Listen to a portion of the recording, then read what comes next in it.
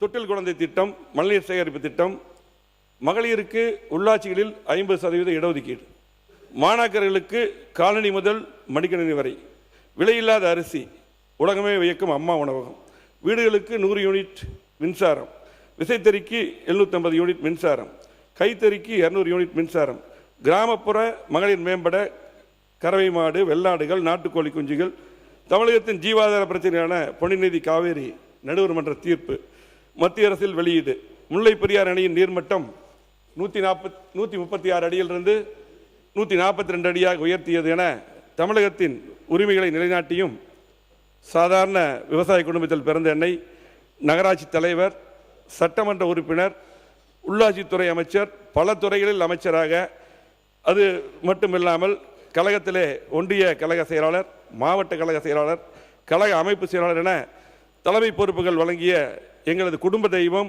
இந்தியாவின் மாதரசி, இரும்பு மங்கை, தங்கத்தாரையை டாக்டர் புரட்சித் தலைவி அம்மா அவர்களுக்கும் மறைந்தும் மறையாமலும் உலகத் தமிழர்கள் இதயங்களில் வாழும் இருவரும் தெய்வங்கள், துயிலும் திசை நோக்கி வணங்குகிறேன்.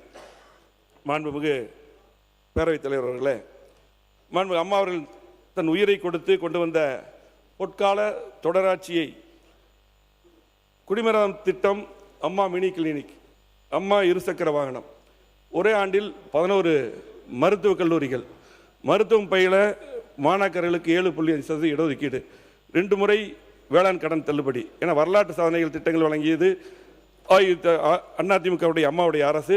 அந்த அரசை வழிநடத்திய முன்னாள் முதலமைச்சர், கழக பொதுச்செயலர் மாண்புமிகு எடப்பாடி அவர்களுக்கும் நன்றி தெரிவித்து, தமிழகத்தில் பொறுப்பேற்றுள்ள புதிய அரசின் முதலமைச்சர் அம்மா உணவு உட்பட அம்மா கொண்டு வந்த திட்டங்களை எல்லாம் மீண்டும் தொடர் திட்டங்களாக அறிவித்த மாண்புமிகு தமிழ்நாடு முதலமைச்சர் போற்றுதலுக்குரிய சி ஜோசப் விஜய் அவர்களுக்கும் நன்றி தெரிவித்து, மாண்புமிகு எதிர்க்கட்சி தலைவர் அவர்களுக்கும், மாண்புமிகு அமைச்சர் பெருமக்களுக்கும், புரட்சித் தலைவர் எம்ஜிஆர், புரட்சித் தலைவி அம்மா ஆகியோர் வழியில் அன்பை பெற்றவரும், இன்றைய முதலமைச்சருடைய அன்பை பெற்றவரும், எல்லாருடைய அன்பை பெற்று ஆதரவையும் பெற்று வரலாற்று சிறப்புமிக்க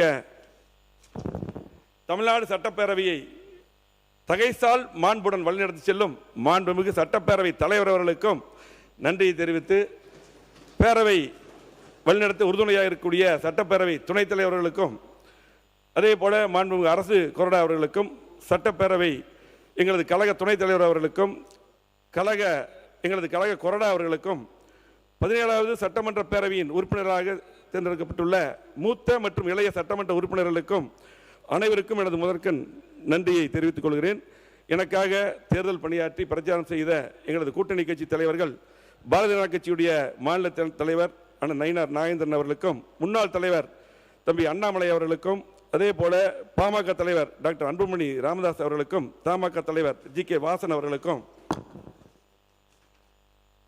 என்னுடைய கோவை மாவட்ட மக்களுக்கும், என்னை 5வது முறையாக தேர்ந்தெடுத்த தொண்டாமுத்தூர் சட்டமன்ற தொகுதி மக்களுக்கும், எனக்காக அல்லும் பகலும் தேர்தல் பணியாற்றிய அதிமுகவுடைய நிர்வாகிகள், பொறுப்பாளர்கள், தோழமை கட்சி நிர்வாகிகள் அனைவருக்கும் இந்த தருணத்தில் நன்றி கலந்த வணக்கத்தை உரித்தாக்கிக் கொள்கிறேன்.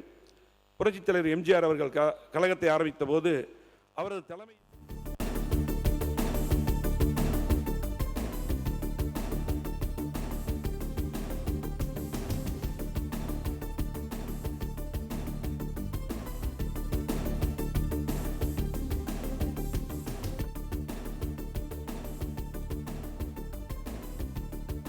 தெய்வத்தால் ஆகாதெனும் முயற்சிதன் மெய்வர்த்த குளிதரும் என குரல் வரியில் கேட்பேன். உழைப்பால் உயர்ந்த கோவை மாவட்ட மக்களுக்கும், என்னுடைய தொண்டாமுத்தூர் தொகுதி மக்களுக்கும் சில முக்கியமான பிரச்சனையை மட்டும் கவனத்துக்கு கொண்டு வரும். ஏன்னா நாங்களும் கடந்த 5 ஆண்டுகளாக எதிர்கட்சியாக இருந்தோம்.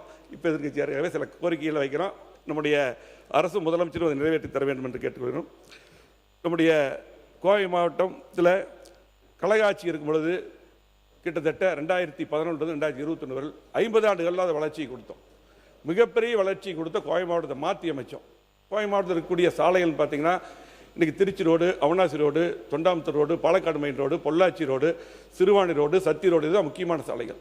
எல்லா சாலைகளும் அகலப்படுத்தப்பட்டு அதிகமான பாலங்கள், குறிப்பாக பார்த்தீங்கன்னா இன்றைக்கு 1621 கோடியில் அவனாசி ரோட்டில் 10 கிலோமீட்டருக்கு தமிழ்நாட்டிலே எங்கேயுமே அந்த பாலம் கிடையாது. நம்முடைய கழக ஆட்சியில் பார்த்தீங்கன்னா எடப்பாடி முதலமைச்சர் இருக்கும்போது அந்த திட்டம் முழுமையாக பார்த்தீங்கன்னா கழக அரசுடைய நிதியிலிருந்து, மத்திய அரசு நிதி கிடையாது, முழுமையாக அந்த பாலம் கட்டப்பட்டிருக்கிறது. அதே போல் எல்லா சாலைகளும் பாலங்கள், அதே போல் 6 புதிய கல்லூரி, அதே போல் பார்த்தீங்கன்னா இன்றைக்கு கூட்டுக்குடிநீர் திட்டங்கள். எங்கள் தொண்டாமுத்தூர் தொகுதியில் 130 கோடி கூட்டுக்குடிநீர் திட்டம் அம்மா கொடுத்தாங்க. அம்மா இருக்கும்போது அதுக்கு போல் 3ஆம் கூட்டுக்குடிநீர் திட்டம். அதே போல் பார்த்தீங்கன்னா இன்றைக்கு நொய்யல் புனரமைப்பு 230 கோடி. ஸ்மார்ட் சிட்டியில் பார்த்தீங்கன்னா எல்லா குளங்கள் மேம்பாடு, இப்படி பல்வேறு திட்டங்கள். இன்றைக்கி பார்த்தீங்கன்னா கோவை மாவட்டத்தை மாற்றி அமைச்சோம். ஆனால் அதுக்கு பின்னால் வந்த திமுக ஆட்சியில் எந்த திட்டமே செய்யலை. அது சொன்னால் அவங்க சொல்லிடுவாங்க, அது செய்யலை. அது நான் பின்னாடி சொல்ல வரேன். அதே பார்த்தீங்கன்னா இந்த ஜிடி நாயுடு மேம்பாலம் பேரை மட்டும் அவங்க வச்சாங்க, நாங்கள் கொண்டு வந்து அந்த பாலத்தை நீட்டிப்பு செய்து அறிவிச்சாங்க. அதுக்கு எந்த நிதி இல்லை. அந்த திட்டம் கூட பார்த்தீங்கன்னா எல்என்டி பைபாஸ் வரையில் நம்முடைய மாண்பு முதலமைச்சர் அவர்கள் இந்த அரசு கண்டிப்பாக நிறைவேற்றி தர வேண்டும். அதே போல் பார்த்தீங்கன்னா இன்னைக்கு எல்லா பில்டிங் நாங்கள் தான் கட்டணும். அரசு மருத்துவமனைக்கு 290 கோடி ஒதுக்கணும், கலெக்டர் பில்டிங் கட்டணும், எஸ்பிஎஸ் பில்டிங் கட்டணும், எல்லா திட்டமும் நாம தான் கொண்டு வந்தோம். எல்லா பாலங்களும் பார்த்தீங்கன்னா பொள்ளாச்சி ரோட்லலாம் பார்த்தீங்கன்னா 4 அற்புதமான பாலங்கள், மேட்டுப்பாளைய சாலை ஊட்டி போகிறதுக்கெல்லாம் பார்த்தீங்கன்னா அற்புதமான, இன்றைக்கு அங்கேயும் 4 பாலங்கள் கட்டி அற்புதமான சாலை, இப்படி பார்த்தீங்கன்னா நிறைய திட்டங்கள் செஞ்சோம். திமுக ஆட்சியில் செய்யலை. அதை இந்த அரசு செய்து தர வேண்டும் என்று கேட்டு, அதே போல் பார்த்தீங்கன்னா இன்றைக்கு கோவை மாவட்டத்தில் முக்கியமான கோரிக்கைகள், சிங்கநல்லூர் முதல் ஒண்டிப்புதூர் வரை உயர்மட்ட மேம்பாலம், காமராஜர் சாலையில் சிங்கநல்லூர் முதல் அவனாசி சாலை சந்திப்பு வரை உயர்மட்ட மேம்பாலம், கோவை எல்என்டி பைபாஸ் 6 வழிச்சாலை விஸ்தரிப்பு, கிரிக்கெட் மைதானம், ஆனமலையார் நல்லார் திட்டம், பாண்டியார் பொன்னம்பலா திட்டம். பிளே ஸ்டோர் மற்றும் ஆப் ஸ்டோரில் இருந்து பாலிமர் செயலியை QR கோடு மூலம் பதிவிறக்கம் செய்யுங்கள். செய்திகளை உடனுக்குடன் பெறுங்கள்.